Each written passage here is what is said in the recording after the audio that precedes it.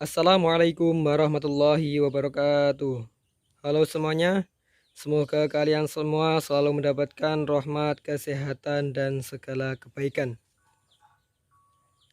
Di sini ada dua indukan yang tengah hamil ataupun bunting. Untuk yang berwarna hitam dan putih ataupun berjenis simmental cross sedang hamil 4 bulan. Sedangkan untuk yang di sebelah sana, untuk indukan limosin tengah hamil 8 bulan. Namun, pada video kali ini saya akan memberikan tips maupun cara untuk menghasilkan pedet pada setiap tahunnya. Karena hal tersebut merupakan bagian dari ikhtiar maupun usaha agar kita menghasilkan ataupun mendapatkan hal terbaik ketika kita melaksanakan kegiatan breeding sapi.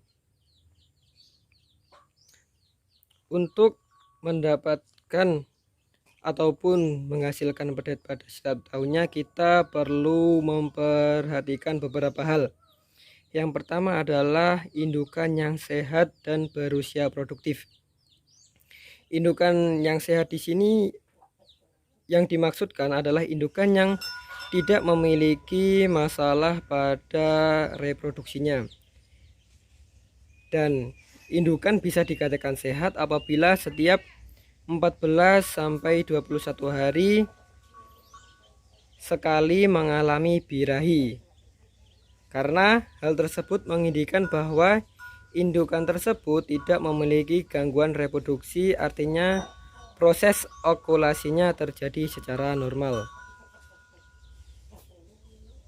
Tentu kita juga perlu memilih indukan yang bagus dengan ciri-ciri memiliki tubuh yang ideal, memiliki kaki yang kokoh dan lurus, memiliki ambing susu yang ideal, dan juga pada bagian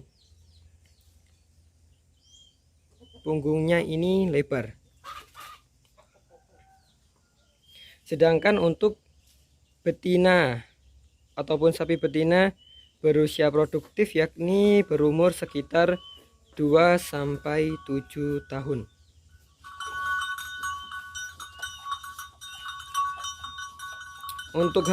Untuk yang kedua kalinya adalah pendeteksian birahi yang tepat.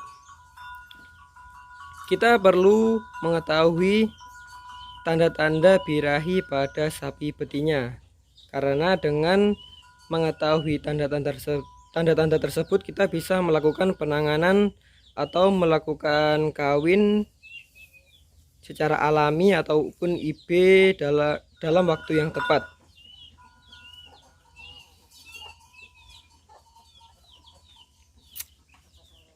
Adapun untuk ciri-ciri indukan yang sedang mengalami birahi adalah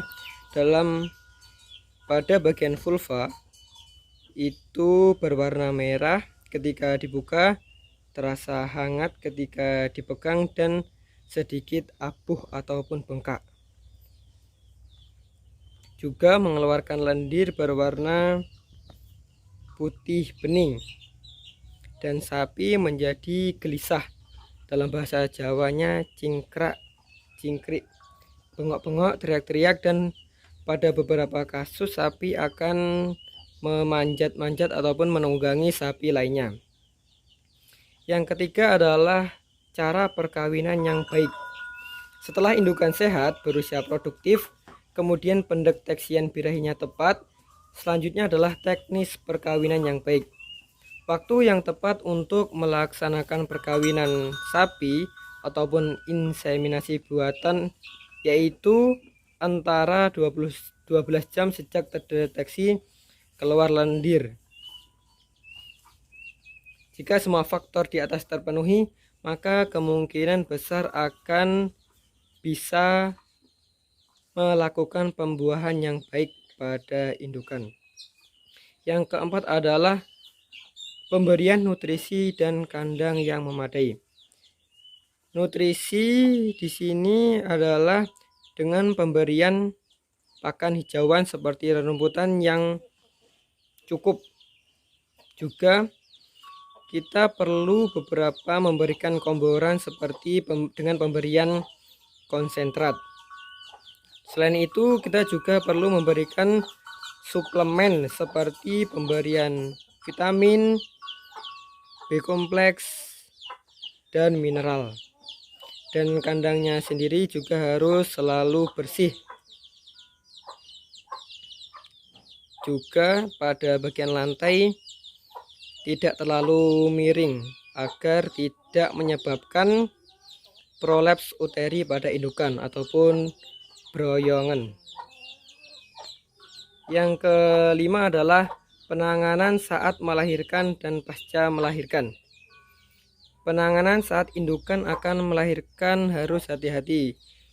Misal ketika kita terlalu panik dan tergesa-gesa pada kondisi sapi indukan yang akan melahirkan, secara spontan kita melakukan penarikan, itu juga memiliki dampak yang buruk pada indukan sapi.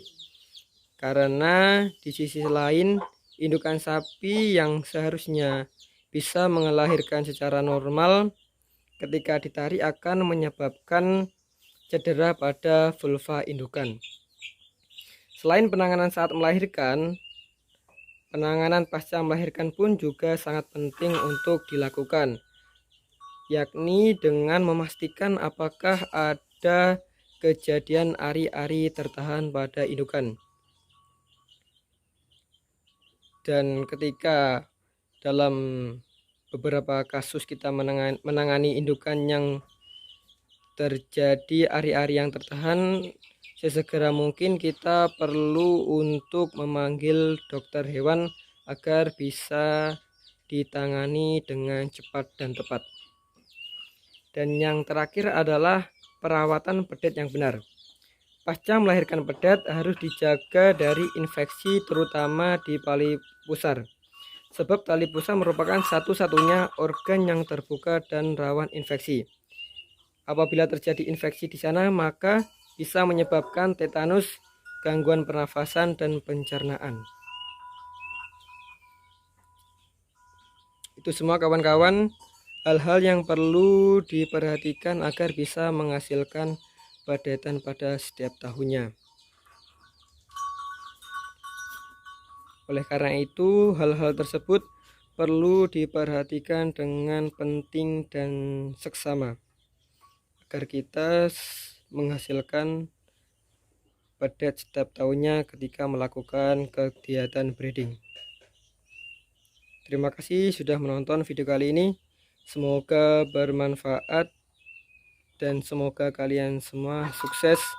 Wassalamualaikum warahmatullahi wabarakatuh.